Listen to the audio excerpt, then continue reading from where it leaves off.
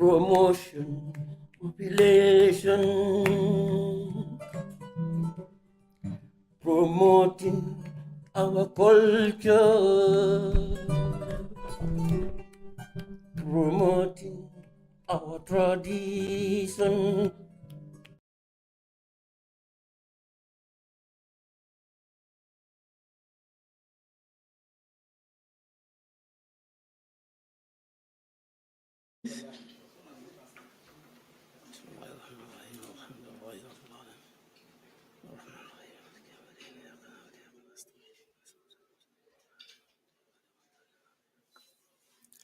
Good.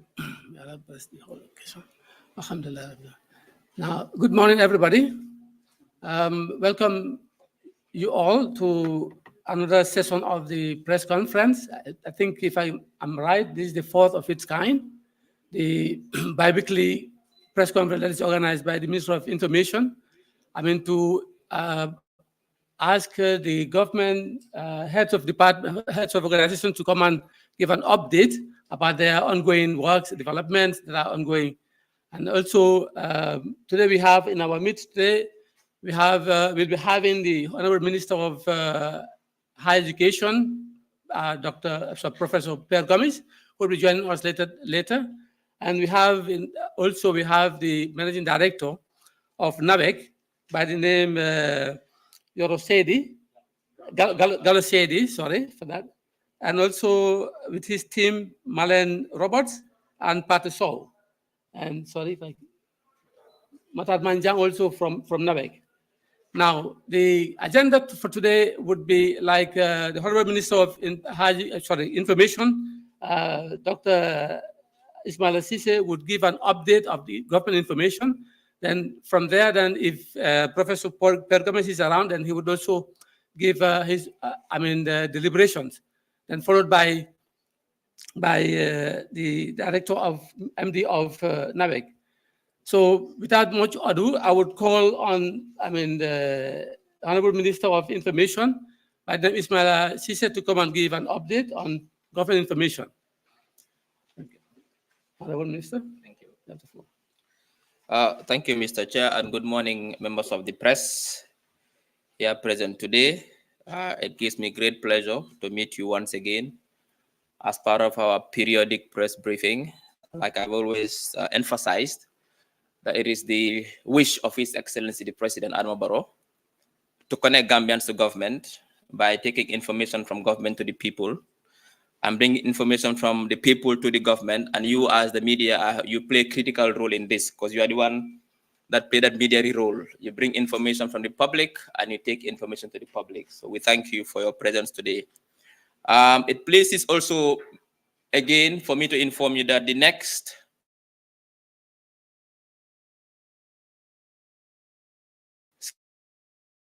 Friday, 8th of June, at the conference center here, we'll be having the Minister of Agriculture, Honorable Demba Sabali, to come and do his, and his entire team, to come and face Gambians to discuss what the ministry is doing. From the same ministry, I bring you also updates that the Gambia government has reduced the price of fertilizer from $1,150 to $1,100 per bag, adding a subsidy worth of $24 million on top of last year's 50% subsidy.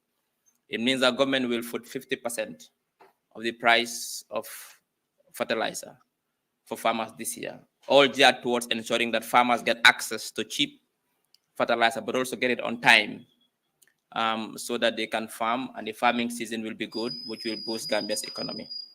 Now, there will be, currently in country, we have 479,000 metric tons, bags, 479,000 bags of fertilizer, equivalent to 23,000 metric tons, which is already in the country.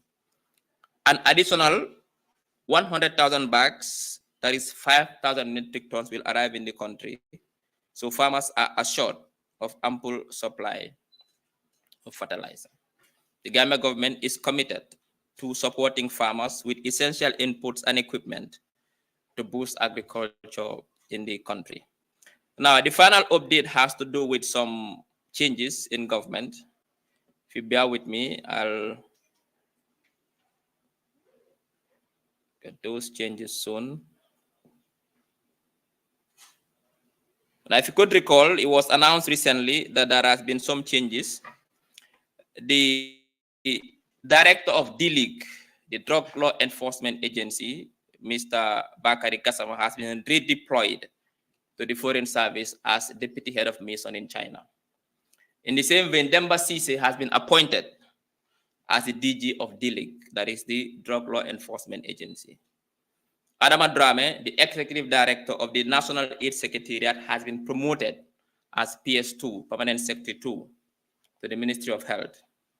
Alpha Khan, the deputy executive director of National AIDS Secretariat, has been promoted as the executive director of the same institution.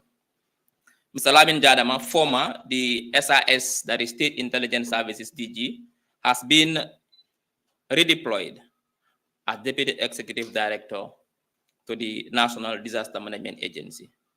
These are the updates from government, and I thank you all for your presence. On the agenda, we'll have Nawec to present. We'll give the Nawec MD 10 minutes to discuss and give updates about its institution's activities, priorities, programs, and its vision. As you would recall, he has been recently, about roughly 3 months ago, appointed as the new MD of Nawec. We'll give him 10-15 minutes to do his presentation. Then we'll take question and answers from him. Now we'll go to Professor Gomez, the Honorable Minister of Higher Education, Science, Research, and Technology, to also do his presentation. And then now we'll open the floor for the media to ask questions.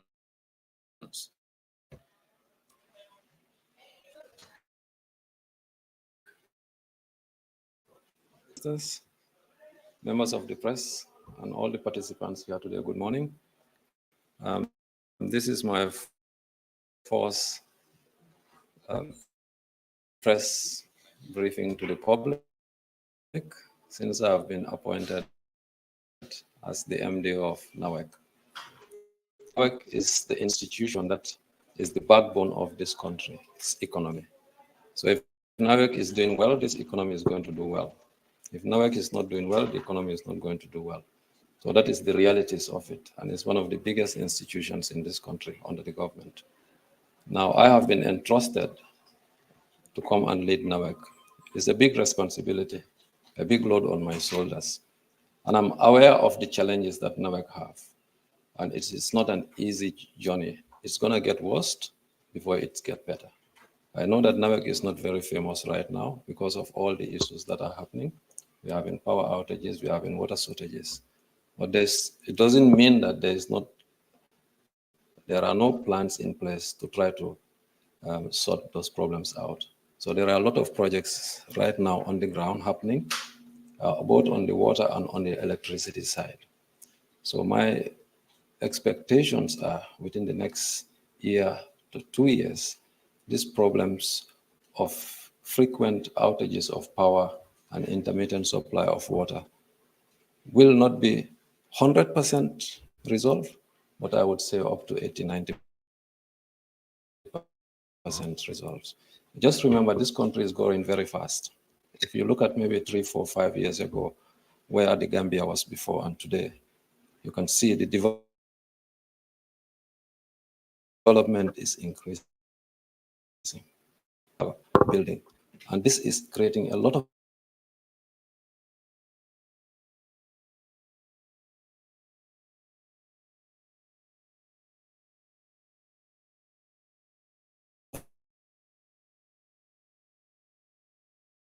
demand. It's very old. Expectations are you have to meet the demand 100%. It's not a reality that you can meet. That's the fact. But however, can be better? The answer is yes. Is there light at the end of the tunnel? The answer is yes. Can the Gambia electricity in a way that it satisfies Gambian populace? The answer is yes. We can do it. And there are projects in place. If you look at the roadmap that was set for the Gambia, that electricity access to everybody in this country is a bold vision for this country. And it's not only a vision, it's going to be a reality because the projects are on the ground. It's happening as we speak. So if you want to electrify the entire Gambia, it's not a small task, it's a big task.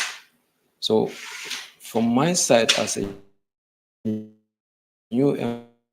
MD step to another step, now I have to take it from where it is now to the next level. And my vision is I want Nawec to be one and say that it's an outreach. But no, it's a possibility. We have a lot of potential. There are a lot of opportunities for environment, for investors to come into the Gambia. And it is the private sector that is going to grow and meet the demand that we need to give to meet the expectations of our populace. So because the political environment is stable, the economy is going in the way that it's positive, we have a lot of interest from it. So on a nutshell, what I am going to tell the Gambian population is that if you don't have water, if you don't have electricity, it's not an easy one. I feel the pain myself to do something about it. Just the other day, we have been given some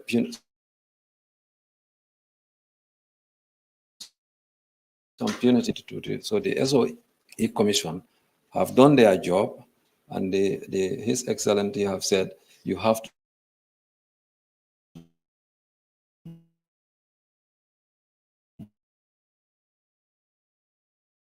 do it. And if you have to highlight it, let the public know. If you don't know, then you make assumptions. So there's a lot of things that Nawec is doing in the background and government is supporting that people don't know, and they are positive things. But because people don't know the positive things, the trigger for the negative things is the power outages and lack of water. And that's why Nawec is not famous. So maybe we have to do better in our PR area. But for me as an individual and as a Gambian, my vision is in 2 years' time, Nawec will be one of the best utilities in the sub-region. And it is going to reach out to everybody, not just the GBA, into the provinces everywhere. So on that note, I would like to say to the Gambians, with all the issues that you are having right now, we are very sorry. We are doing something about it. And hopefully in 2 years' time, we'll come back here and you can hold me accountable. I have my technical team here with me. I would like to bring on the electricity director. So he can just give you a quick brief on the types of projects that are currently being implemented that will move us from where we are now to the position where we can try to meet the demand for electricity. So Pate, if you don't mind, I would like to bring you to come and brief the public on that. And thank you very much for your time. My name is Pierre. I'm the operating officer for the electricity business unit. Yes, MD, you are right. There is a lot of unknown within Nawec and our activities. Before going further, I wish to apologize to some of our customers within the Bijilo Tranquil area for the incident that happened on the 15th, 16th of June 2024. Yes, it was an incident that took us almost 16 hours to restore. But luckily, we were able to mobilize and restore supply. But our apologies that we are doing everything possible to ensure that outages of that nature are minimized. Yes, coming back to the projects. We've been working with the World Bank from 2017 to ensure that we have a network that is fit for purpose.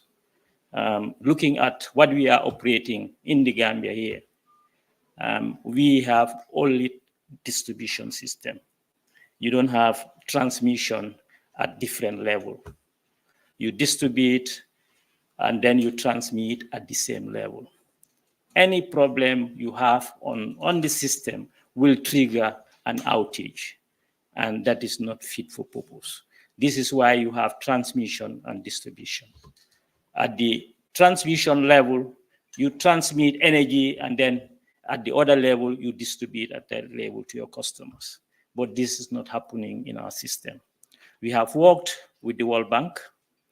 We had done a feasibility study 2017, 2018, and we have embarked on a project. Yes, the projects are delayed because of safeguard issues, because we have benchmark that we had to follow. Those have delayed our projects.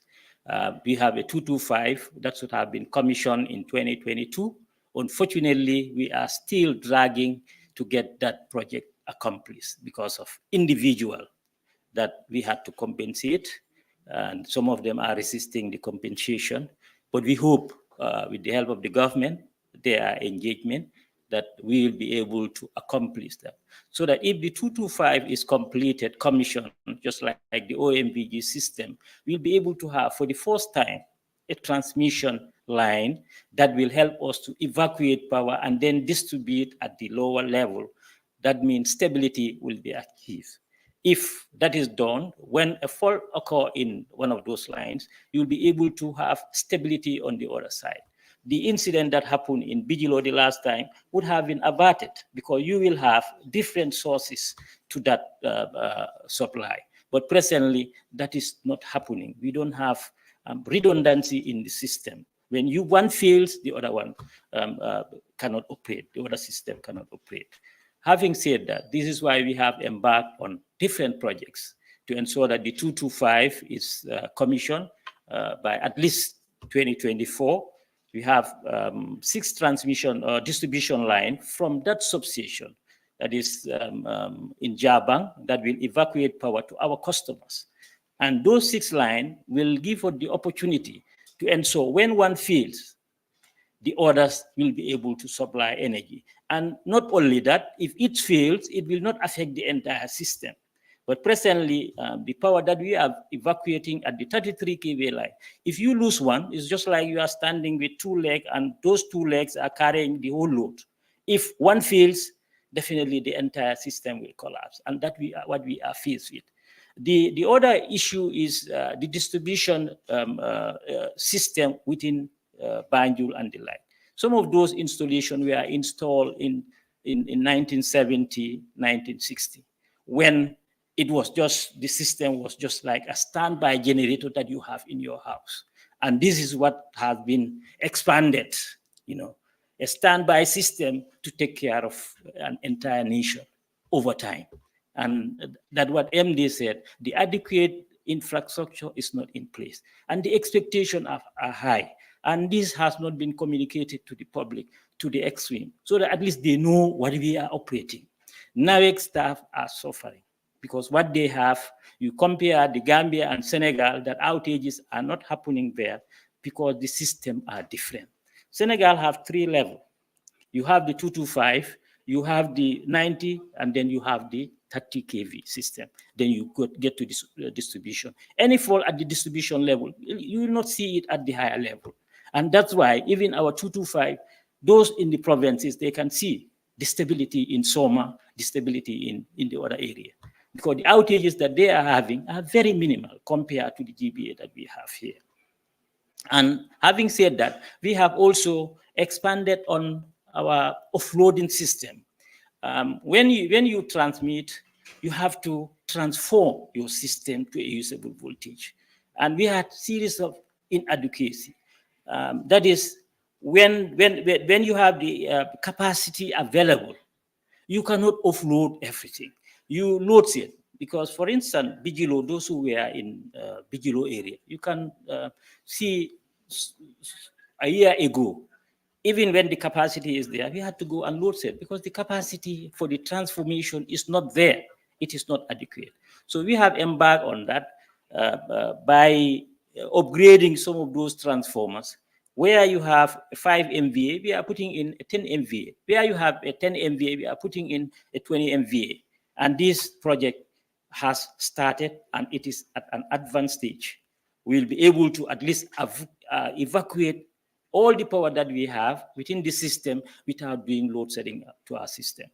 The other issue, that is the upgrade in the GBA system. The other issue that we are embarking on is to expand electricity to every Gambian. And we have different projects. We have the ECORIC, we have the JIP, we have Backbone 1 and Backbone 2.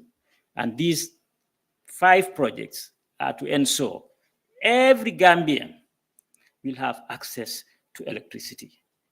If you don't have it in your house, your community will have access to electricity. We are electrifying the entire Gambia by 2025, inshallah, because these are all committed projects that are all already in the implementation phase.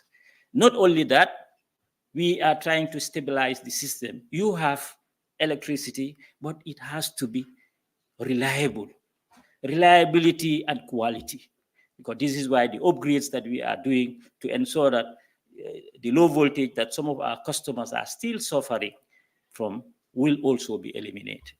In a nutshell, this is what we are doing. And also, yes, I forgot the NCC. Presently, in all our primary substations and all our network, we operate manually. You need a vehicle when there is a problem to run all the way to Sanyang, all the way to Gunjur to isolate certain areas. But with the NCC, when it is commissioned, you will be able to visualize the voltage, the current that is being transmitted into your line. Not only that, you can sit in that NCC, the National Control Center, and monitor and then control. That means control, you switch off.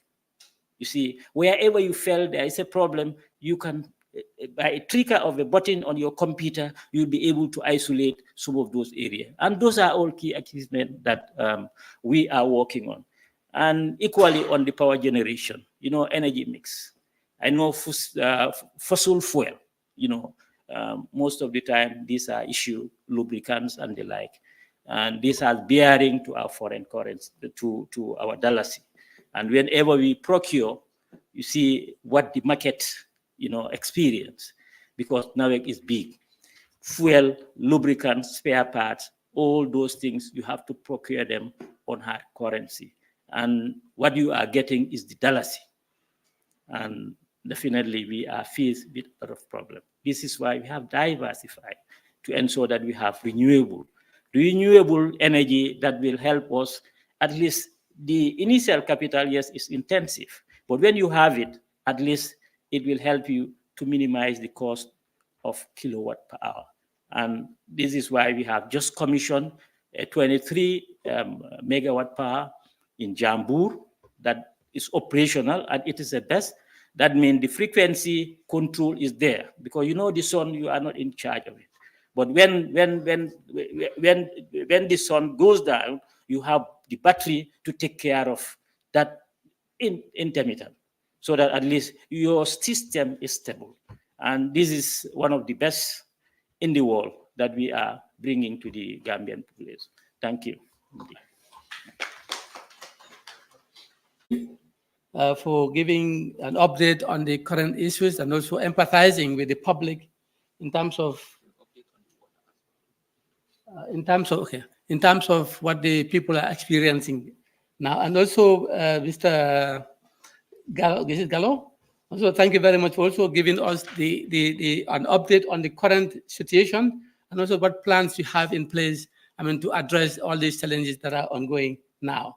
And now we have also another expert from Nawec by the name Marlene Roberts, to also give us an update. Marlene? Thanks for having me. My name is Marlene Roberts. I'm the Chief Operating Officer for the Water and Sewage Business Unit. We recognize that there's a lot of community at the moment that is undergoing some issues with their water supply. whether or not it is intermittent or whether or not there's no water supply. For that, we say sorry. However, and as the MD previously alluded to, there is light of the tunnel. Currently, we have 3 projects on hand. We have a project from the World Bank, which is supporting our infrastructure. They're currently having, they will be creating about 5 boreholes within the Brikama well field that will support the Brikama treatment plant. It will also support communities within the provincial area. They're also upgrading and rehabilitating some of our water storage tanks like in the Brikama Nemasu area and in the Banjul area. So that will help to boost our storage capacity within the network. We also have another project, which is the OIC project, which should have been commissioned prior to the OIC. Unfortunately, it was not. But nevertheless, that project is still on, where we will have 13 boreholes. We will also have a treatment plant within the Sangyan area, and some of that water will also pump into the GB area to supply the Bijilo and the Brusabe Tranquil area. There's also another project which is funded by the French Development Bank, which is the WASIP project. Now, the objective of the WASIP project is 3-phased. Phase 1 is where they rehabilitate the existing infrastructure that is currently not functional. And this is, for example, tanks that have been bypassed and other infrastructural upgrade of pumps, etc. Now, that project is it's in its advanced stage, which is the phase 1, is the advanced stage of procurement, and we hope to have those works implemented and construction and put back in operation by the end of 2025. So that project, what it will do, it will restore your system to its intended mode of operation, meaning some areas that usually get water that is currently not getting water will start having their water. Now, there's a second phase of that project, which is a more medium-term project, where they'll be looking to drill approximately 10 shallow borehole within the Kita Sifa area. A treatment plant will be built in that area, and they will also be looking to develop 4 what they call mastrition boreholes. Now, those are very deep boreholes, anywhere from about 450 meters to approximately 600 meters in depth.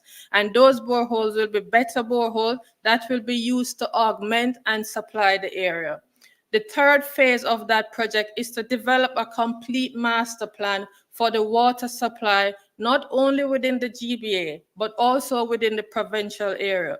You heard the MD alluded to the electricity roadmap. Now, the master plan is similar to that, where it will direct how the water sector will grow in supplying the Gambian population with water supply. So there are projects in the background to help to bridge the gap in the not have and the have, so that everyone can have. Now, these projects aim to supply the population up to 2030, and the master plan will look to direct how we grow the water sector up to the year 2050.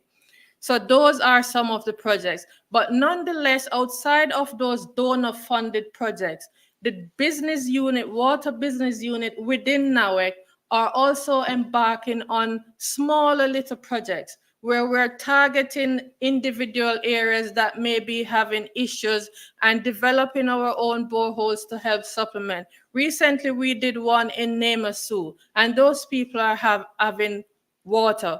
Also in the Bundung area, this borehole is expected to be transmitted up to the Bundung area. It will not alleviate the problem, but it will go a long way in improving the existing situation. So as I stand here, I can only ask the Gambian people, please be patient with us. We are working behind the scenes. You may not have realized the benefits yet, but it is to come. So please, accept our apologies and work with us to try and get it. And I just want to make it clear here, all the assets that Nawec owns and operates belong to the Gambian people. Over time, we've been experiencing a lot of vandalism, especially with our boreholes. Now, if one borehole go down, it can affect a wide area of people. So we're also asking the Gambian people to be vigilant. Where you have Nawec assets within your community, let us all take care of it together and be vigilant and make sure no one damages the asset. It is ours. Thank you very much. Yeah, thank you very much, Marlon, for that update. The good thing about this is sharing the information. Now the people are actually realizing that. I mean, Nawec has actually accepted the hardship that the people are going through, but then they've also had some plans and concrete plans for that matter, I mean, to address all that. So with all these, I mean, projects that have been, alluded to, if they're, implemented, and the problem that the people are going through would be the thing of the past. So thank you very much for that update. Now we go on to higher education. We have Professor Pierre Gomez in our midst and his team, and then we have Professor also to come and give an update. Yeah. Yes, you can come to the front here. Good morning. Thank you very much. Let me use that. Let me use this.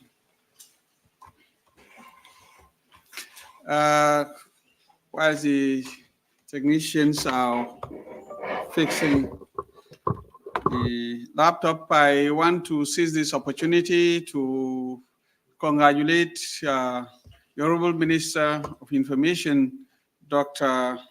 Ismail Sise, and his team for the foresight, for the excellent initiative to really having this dialogue between the policymakers and the Gambian people through the media, who are agents of change for development. So, Honorable Minister, congratulations. And we are duty bound as policymakers to come out from our comfort zone and be talking to our people, those that we are serving. Also want to use the opportunity to thank the MD of Nawec and the rest of the team for the explanation. They are very, very clear, and the plans. So we encourage you for this, for the work that you're doing. Want to also thank the MOHAS team that is here, the permanent secretary, deputy permanent secretaries, and the directors. They are all here. So that whenever I do not get it right, they will all rush to come and rescue me and help. Okay. So I want to also thank the media for being around. What I intend to do is give you a rundown of some of the issues and in a PowerPoint format, so you can follow through the presentation. And then later, when I conclude, the permanent secretary, Dr. Yusufa Toure, will come on board and really give a rundown of issues. Maybe in the process, I must have forgotten certain issues, so that you get the maximum piece of info regarding the whole process. The first, the presentation will try to look at the different activities from our different satellite institutions. And obviously, we'll start with the University of the Gambia. As you all know, the Gambia government finally, under the instruction of His Excellency President Barrow, was able to deliver Faraba as expected, and we were told that it was irreversible, and phase 1 was delivered, and now the School of Arts and Sciences, School of Education, School of Business and Public Administration, School of Information and Communication Technology, the library, 7 isolated villas and 1 married villa, external works, and an electricity, power station, and water and waste treatment plants are all available here at Faraba, all delivered. This is just lot 1. We haven't done. We are also planning to have lot 2, and lot 2 is the Chancery Building, the Faculty of Law, the School of Agriculture and Environmental Sciences, and other external works. So God willing, end of next year, we hope to go back to Faraba and inaugurate this infrastructure. The Chancery Building is going to be 7 stories. 7 stories. That's going to be the Chancery Building. No longer, I'm seeing among the journalists, the UTG students and other stuff and so on. So they know what it called the Chancery Building. So the one we are talking about is Muslim Gogis spend. So you're going to have a different one. But all these things, it's not only the structure, but state-of-the-art equipment. So that's what it's going through. And the other issue also is we're going to have the dormitories, and that is this will be built by MRC Holland Foundation, and they will be this is going to be at zero cost to government. This, you all know, MRC Holland Foundation is a key partner of the Gambia government. We have to be very strategic. The others that I talked about, these are loans. You and I are going to pay for that. So, but we cannot to spend millions. This is over $150 million. Do the maths to do conversion in dollars to know how much the Gambia government, under the leadership of His Excellency President Barrow, is spending on UTG alone. So if we now have to add other stuff and like the dormitories, hey, even our children will find it difficult to pay that. So we have to be very strategic. So working with other partners, and we will later see the strategy that we are using, because our budget from the national office will not help us really address some of these issues. So we need to look at all these things. So the dormitories for the students at Faraba Banta will be built by MRC Holland Foundation. And you all know MRC Holland Foundation. They are very serious. So when they start, very rapidly, things will work. They are now working on the design as I'm talking to you.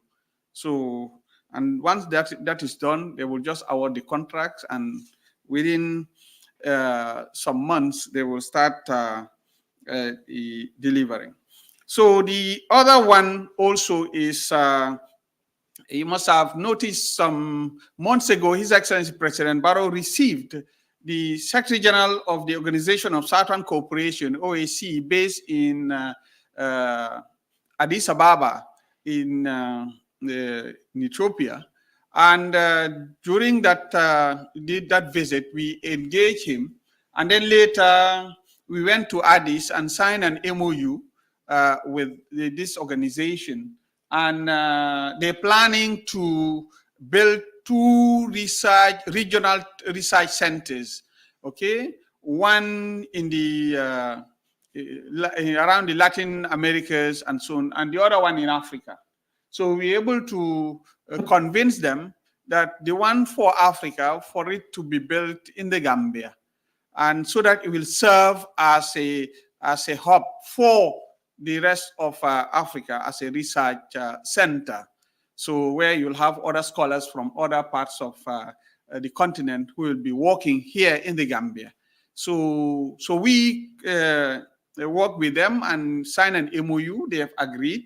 So they're going to build the center, and we also propose that we don't want it to be built anywhere else apart from at UTG.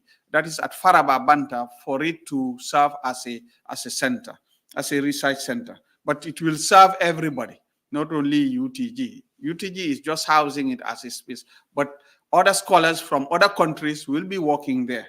So not necessarily the UTG staff. So it's going to be semi-autonomous also, because it's going to be an intergovernmental organization. So that's what we have, and we started working with them on the different areas of research that we'll work on. The other one is the Gambren. My PS is always very, very particular about this one. So this one is going to be also a game changer. We are working with the MOGDI, Minister of Digital Economy, to really work on the digitalization of our systems within the higher education fraternity and ecosystem. So this is creating an opportunity to link educationists and researchers with their counterparts in other parts of the globe. And that will also address the issue of connectivity, because this will going to give the researchers and students high-speed connectivity. And the other thing also is, and that's the novelty, once it is done, roll out, you can, all our tertiary and higher education institutions will get that internet connectivity. And it means also, if you are Gambia College or MDI, you go to UTG, you can have access to internet without asking for the password. You will have to use your password at Gambia College or MDI to have access, because it's going to be a national network. Better than that, if you find yourself, let's say you come from UTG, you go to UK or to America, you go to some of the universities that have the same system, you can also have access to their internet. For instance, you go to Oxford and they have this similar system. You can have access to internet without asking for the password. You just need to use your UTG password, and then you have access. The same thing to those at Gambia College, MDI, USET, and so on. And this will be made available to all our tertiary and higher education institutions. That's the ultimate objective, because this is what is happening in the West. This is something that we want to have in the Gambia, and we are working on it. It's a project.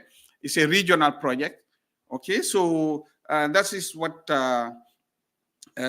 we intend to work on. The other one is, by the way, before I finished UTG, we also thinking of working on the School of Medicine, also constructing the School of Medicine at Faraba. Right now, we've done the concept note. We've also now working on the feasibility studies, and then go for resource mobilization. The cost is over $43 million just for the School of Medicine and Allied Health Sciences alone, because the design of the Faraba Banta campus did not include the School of Medicine and Allied Health Sciences. And right now, the School of Medicine is rejecting over 60 to 70% of qualified candidates. And the reason is because of lack of space. So you will have people applying at UTG. School of Medicine and Allied Health Science at UT is very competitive. They will take only 30 to maximum 40%. So 60 to 70% of qualified people are rejected. Not because they are not qualified, but because they cannot take that, more than the number that they can afford, okay, because of space and other realities. So what we are thinking is building new structures for them, having more space, but also giving them what they never had, state-of-the-art medical laboratories, so that things will improve. That's what we are heading to. And in the coming weeks, we will finalize the feasibility study, and then with the Ministry of Finance, go for resource mobilization. They're just waiting for us on that. Instruction is given by His Excellency President Barrow. This is also in addition to what we were talking about earlier on. So the other thing also is now USET. This is another area, University of Applied Science, Engineering and Technology, formerly GTTI. Gambia Technical Training Institute. So for benefit of everybody, we no longer have GTTI in our books. We have USET. Okay, so GTTI does not exist, okay, anymore. We have USET, University of Applied Science, Engineering and Technology. And then I will explain, they have three components. So first component is the College of Science and Engineering. And this, we are building the campus in Brikama behind Gambia College. You've seen what we are doing, we've done at Faraba, that's for UTG. We're now building something also for USET at Faraba, and God willing, this year, we will all go there and inaugurate. So it's a year of inauguration, okay? 2024. Remember what I told you? 2024, year of delivery. So we need to deliver. That's what Gambian people expect of us, and that's the marching orders given to us by His Excellency President Barrow. So we will deliver. So 2024, we delivered Faraba, and this 2024, God willing, we must deliver USET in Brikama. So we'll be there in the coming months to really finish the work. So the College of Engineering is the one that is based in Brikama. That's the one we are building now. Currently, they are here in Oju Shuang. But it has, for the time being, three components. You know, the civil engineering, mechanical engineering, electrical and electronics engineering. By the way, end of this year, the first cohort of engineers will graduate, will complete, which means that we will be making history. I mean, since 1965, since we got independence, this will be the first time we will produce homegrown engineers. We now understand the technical problem we are having and so on. These road networks and all, most of them are non-Gambians. I keep on saying that we have a technical problem, and the technical problem must have a solution, and the solution is a system of containment. And that system of containment, you must have Gambians qualified. So when you get these loans and so on and so forth, you give it to Gambians, and you pay them, they do the work. So the money stays. So everybody now enjoys. But if the money comes, you're paying to non-Gambians, the money goes out. Then people will be, youths will say, Anna Halisby, and this and that and that. Halisby them now. Because we do not have the capacity to contain it. So the best solution and the sustainable response is to train our people. Hence, human capital. You cannot develop if you do not train your people. That's the best investment you can do.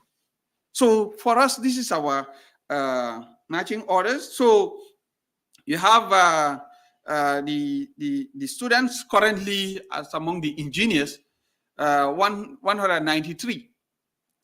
Imagine moving from 0 to 193, possible engineers in these different areas. For your info, what we've done is through the World Bank, the Africa Center of Excellence project. We signed contracts with Kwame Nkrumah University in Ghana. They are the one sending their professors to coming to lecture the engineering program. We also signed a contract with De Montfort University in Leicester in the UK to be sending their professors here to be also running the entrepreneurship component of the program here at USET.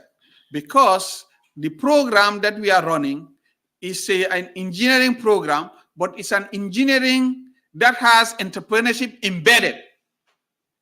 So every year, you must take the classes on entrepreneurship. We will not wait for you to finish, then come and give you a lecture on entrepreneurship and so on. What you are studying, you start thinking of how to process that. Because the ultimate objective is to have job creators, not job seekers. When you come out, yes, if you are employed by government and others, it's fine. But that's not the ultimate objective. The ultimate objective is for you to be able to employ yourself and employ others. So that's the model, for it to be more hands-on and respond to the needs. So the curricula also is developed along that line. And in the process also, we've sent some of the USET staff for training elsewhere in different universities at PhD level, okay? And so that they can help in that regard. And whilst we send our people out for training, we also sign an agreement with Nigeria, the government, the Federal Republic of Nigeria, and under the attack corps, so that they will help us. So that's why you noticed recently, for instance, they sent us 11 full professors and senior lecturers in engineering. And 7 others will be coming later and making it 18. This is unprecedented. 18 professors and senior lecturers in engineering for USEP. In essence, as I'm talking to you, with that number and the people they have more than what they need in terms of manpower. I know my gender people will always tell me I should not say manpower. Yeah, the capacity, let's put it that way, the personnel and so on. Okay, so this is what is happening. But the good thing is, the Gambia is not going to pay their salaries. It is Nigeria. They will be here for 2 years, and it can be extended. But it's Nigeria who will be paying their salaries. What we will do is to take care of their accommodation and their local transport. That's the only thing, nothing else. And you all know how to pay a professor of engineering. And I'm here with the Nawec people, they know. Most of these professors and so on, most of them want to be working with Nawec and other companies and so on and so forth than coming to be in the classroom, because they will get more money outside than being in the classroom. So this is what we are doing. But thanks to the advice and directive of His Excellency President Barrow, we were able to get this support from Nigeria. So the other, I told you, the first component of USET is the College of Engineering, and I mentioned those programs. The second component of USET is the Institute for Technical Training, and this one is what replaces indirectly the former GTTI. Okay, we call it now the ITT, Institute for Technical Training. And there, but we've decided to expand it. So it is not just at this place in Kanifing or Old Joshua. So 2 issues there. We have existing campuses. You have the USET campus, which is a multi-purpose here in Joshua, Old Joshua, yeah. Then you also have the recently, completed multi-purpose TVET center in Nemban, in the Fonyi. We also have the USET Kanilai campus. That one will be inaugurated very soon. And next semester, they will start their lectures also. You also have the USET Mansakonko campus. It's all multi-purpose. And then also, you have the Julangel campus in Basse. So it's also multi-purpose. They are all USET, under USET. So USET has the campus here, but also they have regional campuses. But in addition to this existing one, we are now having new campuses. Remember, this is a journey, a development journey, an academic journey. So we are now proposing new campuses, also TVET campuses. We're thinking of having 2 in CRR. One will be at Pachar campus. It will be specialized now. It's not going to be multi-purpose, but specialized. That's agribusiness. And then the other one going to be at WASU is going to be multi-purpose. Okay, CRR North. Then now you have one in the Combos here. Is going to be a specialized Tibet center on fisheries. These one never existed since independence. Remember what we are doing. We want to feed ourselves. We are not talking about food security. We are talking about food sovereignty. That's the agenda. You cannot do that if you don't have the personnel that can do it. So we've identified some sites, and already that's going to take place very soon, and through the World Bank project. So the funds are available. So we will going to do the construction very soon. So whilst we are working on the construction, since we don't have many specialists in these areas, we've decided to now send some of our youths outside for training. We need to prepare them for that rendezvous. That's why we sent 10 youths to Malawi, because they have a center of excellence. World Bank identified center of excellence on agribusiness and fisheries. And the Gambia government is the one paying for them. They have tuition fees and their stipends and everything. 10 of them to read agribusiness and fisheries at master's level. In addition to that number, 15 of them again have been identified and waiting now for any, the signal for them next semester also to go to this time to Turkey for training on fisheries and agribusiness, which means within 2 years, we will have in this country minimum of 25 specialists on agribusiness and fisheries at master's level in different areas of specialization on fisheries alone, and also agribusiness. This is the agenda. This is the vision. When they come, they will now work with the team that we have to really do that work. So this is what we're having. And then in addition to that, for North Bank, they will be having a TVET center also. But this time around, we want to get the private sector, and we work with the Ahmadiyya Mission, who wanted to build a TVET center at Nusrat. We were able to convince them that Nusrat is Nusrat. So whatever you do at Nusrat will remain Nusrat. So, and we would want to encourage them to go post-secondary, because when it comes to education, they stop at secondary level. So we wanted them to go post-secondary, and they really bought the idea. And now we took them to North Bank at Muguma and got a land for them. And now they gave them the papers. So waiting for them now to do the construction. Their headquarters have already given the green light. Approval is done.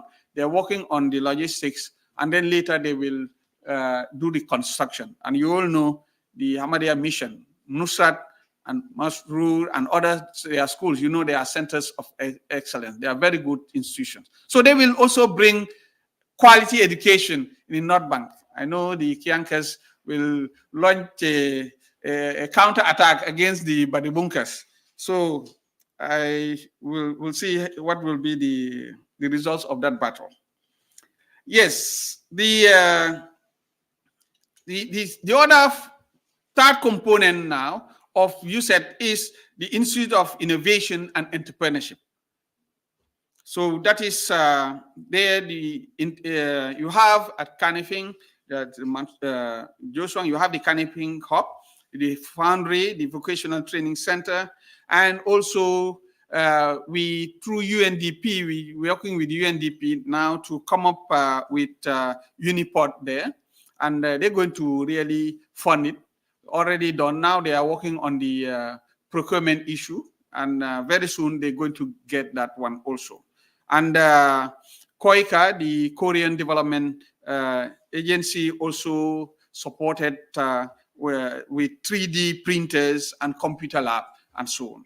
This is something that is there. You have also the Brikama. Once the campus is ready, we're going to also have a World Bank established innovation hub there, because in essence, most of our TVET centers, key regional TVET centers, we're going to also have innovation and entrepreneurship hubs. So in Brikama, behind the college, where you have the USAID campus, you're going to have a World Bank established innovation hub equipped with state-of-the-art materials aligned with the 3 engineering programs that we talked about earlier on. That is mechanical engineering, civil engineering, and electrical electronic engineering. All other hubs will be connected to this hub for capacity building and collaborative support. The PACHAR in CRR, also with the agribusiness, also will have an agribusiness innovation hub, so funded by the World Bank project, the RISE project. And then also we'll be having some technical assistance in that regard. In the combos also with the fisheries TVET center that we're going to have is going to have the same thing also. These hubs will facilitate internship, mentorship, incubation, and startups. We also going to expecting to have a second phase of the KOICA project with that is the Korean Development Agency. It phased out in December, the first phase, and it was very satisfactory. And now they're coming up to support some activities. And this phase will not only build the Gambia TVET Empowerment Center, GTEC. This is a novelty. It never happened in this country, but they will, through the KOICA project, we're going to build GTEC, and we're going to build it in Brikama at the campus there. 9 more minutes. Okay, thank you.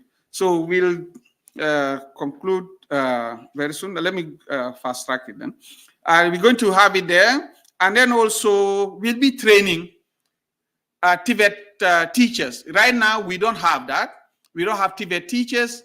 We don't train TVET teachers. What is happening is you do go to a TVET center, you get your certificate, your diploma, and with the experience, you will come and then teach again.